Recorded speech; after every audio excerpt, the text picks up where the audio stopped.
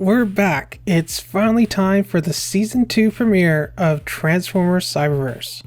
So to recap where we left off in Season 1, Bumblebee, having lost his voice due to Megatron, and having lost his memory due to his stasis pod crashing on Earth, was aided by Windblade to help recover his lost memories, while defending off Slipstream and her squad of Seekers, as well as having the ultimate overarching goal of finding the Allspark, the Ark, and their fellow Autobots.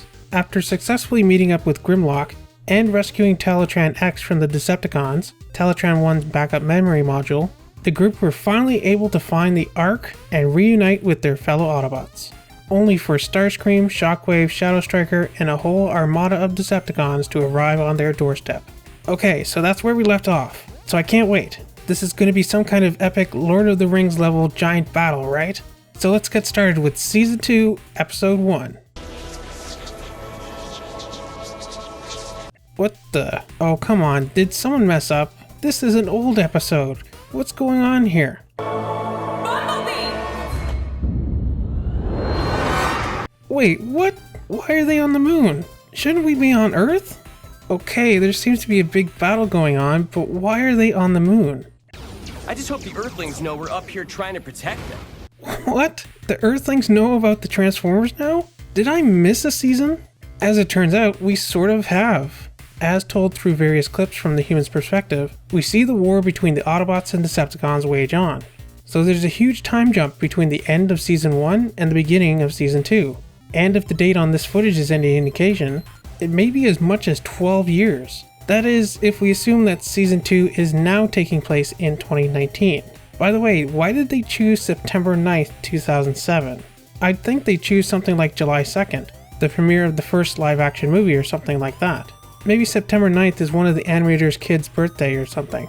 Anyways, as we've seen in the trailer for Season 2, the Decepticons have this giant laser cannon on the moon that they're planning to use to blow up the Earth, and then they'll search through the debris to find the Allspark. They must be pretty sure that the Allspark is indestructible. Otherwise, wouldn't they be blowing up the Allspark along with the Earth? Which, I don't know where they ever got that impression, because haven't we seen with previous Allsparks, they usually end up getting destroyed. So we get a lot of fighting in this episode. Soundwave apparently uses death metal as a weapon.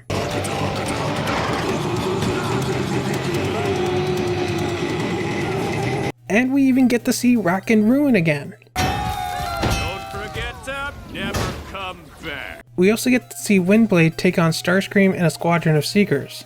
Now this is something I was going to address in a Season 2 predictions video, but I never got time to make it. I was worried that Windblade was going to die in Season 2, and probably early on, because when you look at the toys, we have all these various toys from the Spark Armor gimmick to the tiny turbo changers, and she has 0 new figures coming out.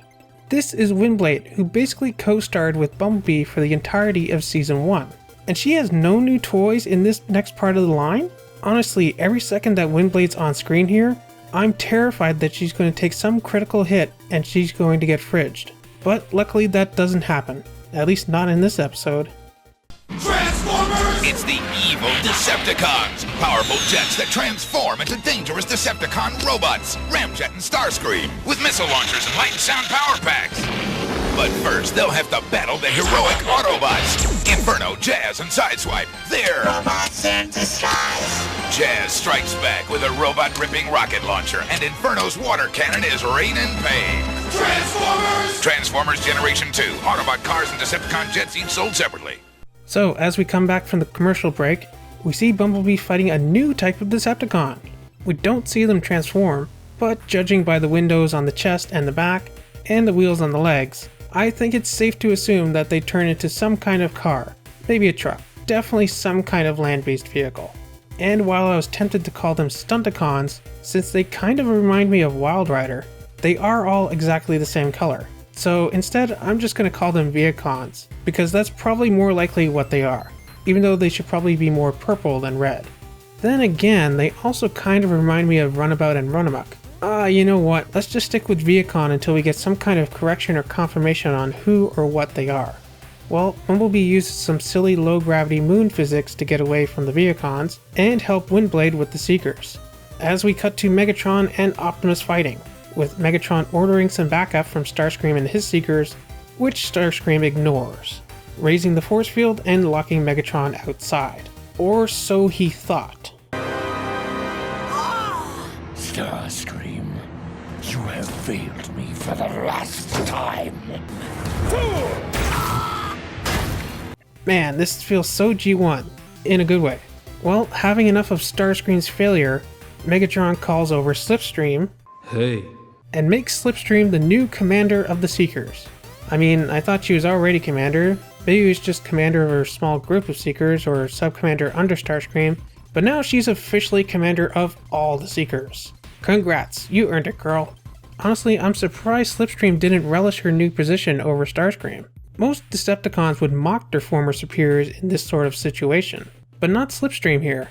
Maybe she has some kind of respect for Starscream. Well, with the help of Wheeljack, the Autobots quickly take down the Decepticons' force field, and Optimus Prime orders them to destroy the Decepticons' giant laser cannon. To which Prowl responds by shooting some boxes. Thanks, Prowl. Big help there, buddy. Thankfully, Optimus smashes the controls, which, as we all know from every other piece of media to ever feature one, that is how you blow up a giant doomsday weapon. But it seems the Decepticons have fled underground. And so ends the first episode of Transformers Cyberverse Season 2. This is not over. It never is. Not over. Never, never, never over. While it may not be exactly what I was expecting, it is still a pretty cool episode. And the time jump from Season 1 to Season 2 may be a little bit jarring at first, but it's not entirely unprecedented.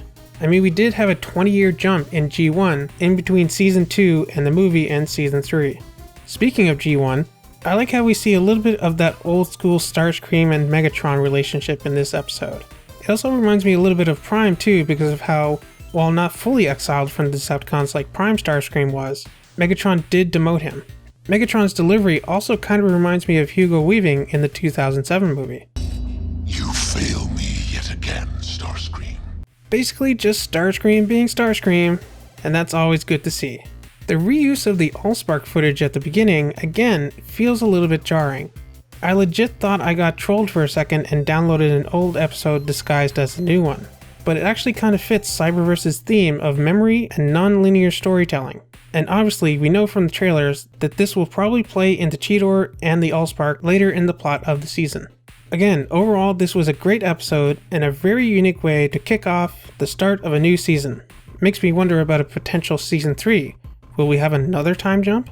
But I did feel like there was some room for improvement. For example, we see Bumblebee using his blaster to play with the Garry's Mod-esque moon physics to more or less fly in the air. Or lack of it, since, you know, the moon doesn't have an atmosphere. Which, now that I think about it, wouldn't that mean that Soundwave's sonic attack shouldn't work on the moon, since there's no air to conduct the sound waves? Anyways, what I'm really trying to get at is earlier in the fight between Optimus and Megatron. We see Optimus use his shield to knock Megatron up into the air to float around for a bit, while he relays some inspiring orders to his fellow Autobots. What I think would have made this scene much better is if instead, when Megatron got knocked away, he used his cannon to blast himself back to the ground and hit Optimus with a Superman punch. This is something I've been waiting to see Megatron do ever since Galvatron did something similar in the Transformers the movie, and that was just to propel himself towards his ship. This is something which I think Transformers has been lacking in for many years, not just Cyberverse. Whenever there's a fight, more often than not it's boring and repetitive. Just look at the O.J. Simpson style police chase that we see earlier in this episode between Shadow Striker and Prowl. First off, let's examine when they're chasing each other in car mode. Shadow Striker is moving around as to not let Prowl slipstream her. The racing term, not the character. This is so he can't try and get in front of her. Which makes sense if this is a race and Prowl simply wants to pass her. Prowl doesn't care about passing her, he wants to stop her. So maybe instead, she should be blocking Prowl and keeping him behind her instead. Now it does look like Prowl is trying to perform a pit maneuver on Shadow Striker, but he never actually follows through with it. So maybe that's what Shadow Striker is really trying to avoid. But again, we don't actually see Prowl pit her, which is when we come to the most confusing and boring part of this short sequence. Shadow Striker just transforms for no reason and starts pounding on Prowl's hood. Why? She had no reason to stop. We didn't see any traffic ahead blocking her path. And I think it would have been much better if instead, Prowl managed to pit her, she flips over, and having realized that he's finally stopped her, transforms midair and starts fighting him. Also, when they actually are in robot mode and are fighting, it's really lame. Just some wild swings at each other.